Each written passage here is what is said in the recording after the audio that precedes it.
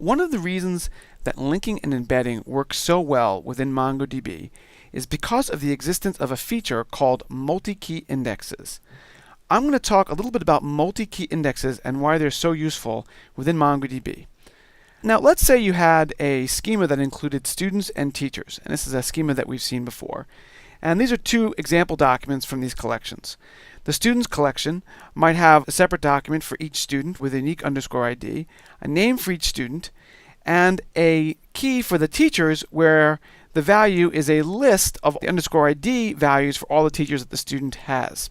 And on the other side, we have this teachers collection, which has a document for each teacher with a unique underscore ID, an integer value, and a name for each teacher. And here you can see we have Tony Stark is the only teacher in the collection right now. And so this says right here that Andrew has had 4 teachers and that one of them is Tony Stark. Now there are two possible queries, or I should say 2 obvious queries. And one is, how can I find all the teachers that a particular student has had?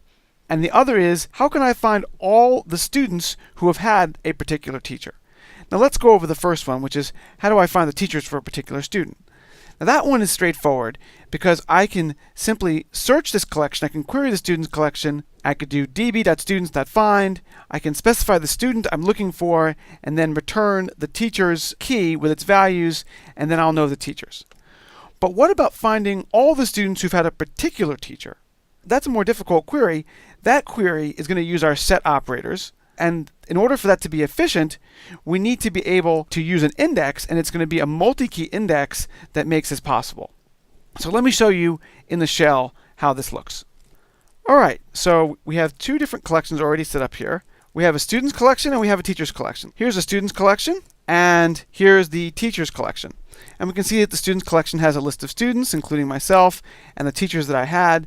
And here in the teachers collection, we have a list of professors. And these are the professors that were teaching when I was at Stanford.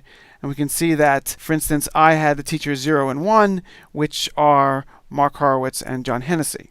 Now, if we wanted to add a multi-key index on this teachers key, we could do it as follows. db.students.ensureIndex teachers 1. And we haven't gone over indexes yet, but this is how you'd create them. And now the shell returns information that before there was 1 index, which was the index on underscore ID, which is in every collection, and now there are 2.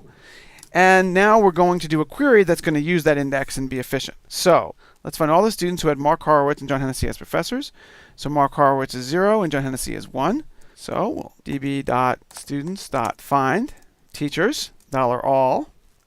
There we go. So now we do a query and we ask, find me all the students that had both 0 and 1 in their teacher's value. And we find that it's me, Andrew Ehrlichson, and it's also Richard Kreuter. He has also 0 and 1 in the teacher's value. Now the question is, how do we know that that used an index? Well, there's a little command we haven't talked about yet, but it works like this. We can append explain at the end of this query, and if we append explain at the end of this query, it will tell us what it did when it was performing the query. And if we do that, we can see here that it returns a bunch of information, but what it tells us is that it used the btree cursor teachers_1 index, which is a multi-key index. And that's how multi-key indexes work and why they make linking and embedding an efficient way to represent information within MongoDB when you query it.